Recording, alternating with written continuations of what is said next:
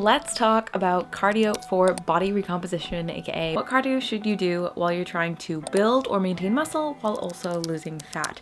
And there are two main types of cardio we're going to talk about today, and one is known as LISS, or low intensity steady state cardio, also known as steady state, also known as zone 2 training. And then the other type of cardio we're going to talk about is HIIT, high intensity interval training. Real quick, to make sure that we're on the same page, let's remember that the two parts of body recomposition are number 1, building or maintaining the muscle on your body, and number 2, losing fat. And let's look into part 1 first. In order to build or at least maintain muscle, it's essential that you're doing resistance training. Training 1 to 3 reps of failure, 12 to 20 sets per muscle group per week, which could look like working a muscle group 2 or 3 times a week, depending on your workout split. So resistance training in the gym or with body weight is going to cover you for that building or maintaining the muscle. Which brings us to point number 2 of body recomposition. In order to lose fat, your body needs to be in a caloric deficit, which means you need to use more energy than you consume. And this is where cardio can come in and make a caloric deficit much easier since it burns extra calories. That being said, it would be wrong to talk about cardiovascular training in the sense of only burning calories,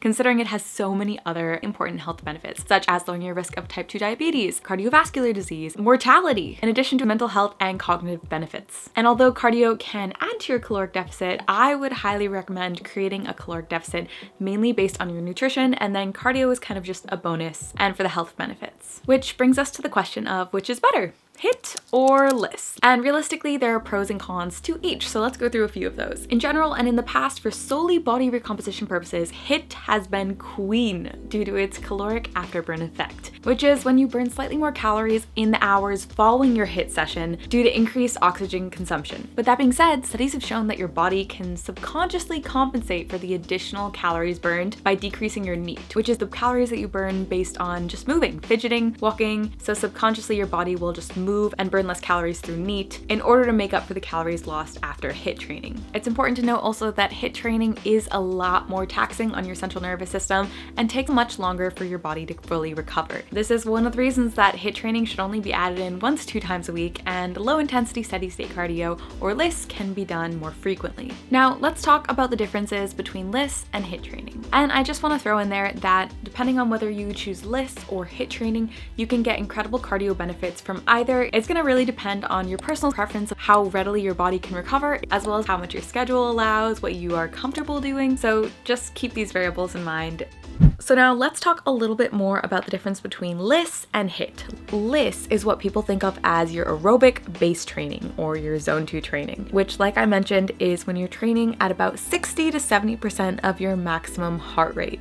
And what this is being able to jog and hold a conversation. You're not out of breath, you're not gasping for air, you're not feeling like a huge burn, you could hold up a conversation. And what this does on a cellular level in your body is it increases the mitochondrial mass in your muscle cells, which increases your muscle's ability for aerobic work capacity, aka your endurance. So over time, you can move faster for longer, like the definition of endurance training. And the reason that I do 1 session of LISS per week is I think of this as my long-term cardio training. This isn't the type of cardio that you see crazy benefits in from just 1 week of training, but it's something that's really going to change your body and your metabolic capacity over time. And that is my once a week slow jog. We're keeping it chill. We're listening to a podcast. Light, easy, nice pace. And then on the flip side, I have HIIT training, high intensity interval training, which I personally do 1 to 2 times a week. I would not recommend doing more than 2 times a week with HIIT, as it is very high in intensity and taxing on your body. You need enough time for your body to properly recover. And we do want to remember to be coupling resistance training with our cardio sessions to really maximize the body recomposition benefits. And HIIT is cycles of short bursts of very intense activity with an all-out effort before a period of rest. And HIIT also has tons and tons of benefits for your body and muscle cells. It increases your VO2 max, which is a sign of your cardiovascular fitness. It improves your aerobic capacity, improves your insulin sensitivity, your resting metabolic rate, your body composition, not even to mention the benefit of decreasing your risk for tons of diseases. And HIIT sessions usually last around 10 to 15 minutes, maximum 20 minutes. If they ever go longer than 20 minutes, they're no longer high intensity enough to be HIIT training. I personally often do a subcategory of HIIT training, also known as SIT training or sprint interval training. And this is really similar to HIIT training in that you're training really intensely, except it's specific to sprinting. So in this case, you're sprinting at your maximum power output, or at least 85% of the fastest that you can possibly sprint for around 30 seconds or less. And then you rest anywhere between 30 seconds and 3 or 4 minutes to recover properly so that you can go again at your fastest possible sprint. Now, if you're thinking that sounds pretty intense, Emily, yeah, it is pretty intense, which is why it's generally not recommended for someone who's completely new to HIIT training or even cardiovascular training. It does require a degree of athleticism and overtime preparedness for your body to go through such intense training, which is why if you're looking to get into a form of cardio training, the Zone 2 or HIIT training are great places to start, while sit training is something to ease into after you've gotten used to HIIT training or Zone 2 training. And sit training has very similar metabolic benefits to HIIT training, so both are really great for your body. Now, current recommendations for general cardiovascular training are between 150 and 300 minutes of moderate intensity cardiovascular training, or 75 to 150 minutes of more vigorous, intense cardiovascular training. And what this can look like is getting in a 20-minute walk once a day for an entire week, and then throwing in one session of HIIT or one slow jog where you're hitting that 60 to 70% of your maximum heart rate. Honestly, in the beginning, when you're starting Zone 2 training, for me, this looked like a combination of walking and then jogging really slowly, or as slow as I possibly could, and then walking and then jogging slow again, then walking, but trying to keep my heart rate in that less than 70% of my max heart rate. And this wasn't easy at first. This was really awkward, and over time, it just becomes easier to stay jogging and keep your heart rate low enough to do that. But these general health recommendations, they seem really daunting. I mean, 300 minutes of cardiovascular exercise? As someone who consistently weight trains and thinks of herself as quite active, 300 minutes of cardiovascular exercise a week? I would get nowhere near that. However, that also includes taking intentional walks. I just want to share that before actually starting my body recomposition journey, that would have not been realistic for me whatsoever. So even just aiming for the 75 minutes of cardio, including one HIIT session and a few walks a week, that's a really great place to start. So don't expect yourself to be hitting 300 minutes right off the get-go. It's okay to ease in. It's so fine to ease in. I'm still easing in, and we're on week 7. So I think only recently have I hit that 150 to 300 minute mark per week, which, if you do the math, is about 2.5 to 5 hours of cardiovascular activity per week, including walks. And speaking of cardiovascular activity, we're gonna go train arms. Not cardio, just resistance training. We're here to grow the muscles.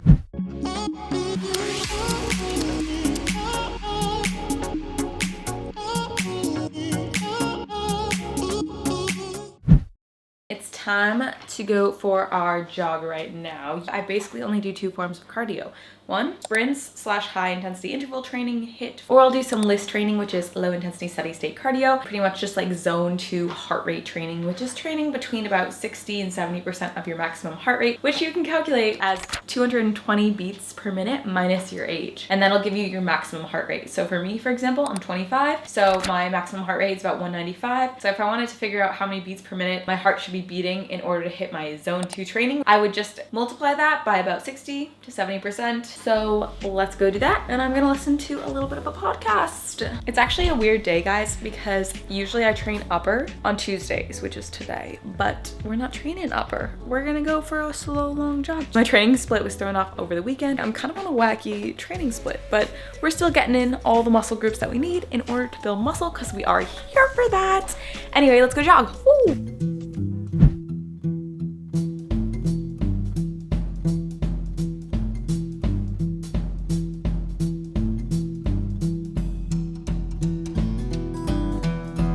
So I jogged for about 43 minutes or so, nice and slow. Probably could have chatted for most of the way. At one point I was leaving a voice note for my sister, and I got a little bit excited and picked up the pace, and I had to bring it back and slow down. But for the most part, I think we're in cool, casual, chill jogging pace. But I am sweaty now, so I do need to go shower.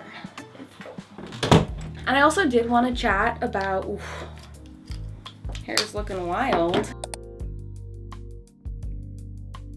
Guys, when I started the 6 weeks, I didn't do any low intensity steady state cardio. So I didn't do any Zone 2 slow jogs. Depending on kind of how I was feeling and how I felt like I was recovering, I would once do HIIT sessions If you are doing your own body composition, you don't need to necessarily start at 1 to do HIIT sessions. You don't necessarily need to do any HIIT. Maybe for you, it's literally just a 20-minute walk. Like if you're starting from very sedentary activity, you're not doing any cardio, you don't need to go from 0 to 2 HIIT sessions and also a long slow jog. This week's looking like I'm gonna do probably 1 HIIT and 1 slow jog, but when you're getting started into cardio, you don't need to go from 0 to 100 so fast. And for myself, when I started my body composition journey, the first few weeks, I was very intentional about forcing myself to do at least 1 HIIT session because I knew that otherwise I would just slack off and not do it. But I knew that if I started week number 1 and jumped straight into doing a long slow jog and also a HIIT, or maybe doing 2 HIITs with like absolutely no training, it would be like a bright flare. Like it would be super intense and then I would crash, burn out, and not do it again. And that's never the goal. So I knew for myself, easing into it was really, really important for yourself if you're looking to get started into body composition, or if you're starting to get started into cardio. Maybe cardio is not your best friend. Oh look, so sweaty, we love that. Maybe you're not a big cardio person. That's so fine, because you don't need to love exercise to fall into a routine where it becomes easier to do exercise. And also, I'm very big on the standpoint of a little bit of something is much better than absolutely nothing. So even if that means adding in a 20-minute walk every day or even a few times a week, that can snowball and pick up, and over the course of months you can find yourself starting to get into jogging or starting to try out a little bit of high intensity interval training. And then the idea of going from nothing and sedentary to getting into 1 slow jog a week and or 1 HIIT session a week, maybe 2 HIIT sessions a week. Over the course of a few months, that's much less intimidating than going from nothing to everything all at once. That is the fastest way to burnout. I have been there so many times, guys. I really, really have. It's not a fun thing to do. So here we are, I'm on week 7, and just 2 weeks ago, I finally started adding in long, slow runs. And it's taken 7 weeks for me to get to the point where I added in those runs. And part of that was because of my previous mentality about slow cardio. In my personal past, I did it for a long time, and I had a very negative mindset where I just connected cardio with burning calories. And over time, especially as I changed my mindset around exercise and training to move better, to feel stronger, to feel better in my body, I stopped resonating with the idea of just doing exercise to burn calories. So the idea of doing cardio started to kind of be like a bitter taste to my mouth. Of course, cardio has so many other amazing, incredible benefits to our bodies. It was only a few weeks ago when I was taking a walk and thinking about cardio and its actual important changes that it has on our bodies on a cellular and metabolic level. And that's the real reason that I started adding in 1 very slow, chill jog a week. So that's where we are today. And now that I've gone on a bit of a rant, I'm gonna go shower because in fact, I am very sweaty.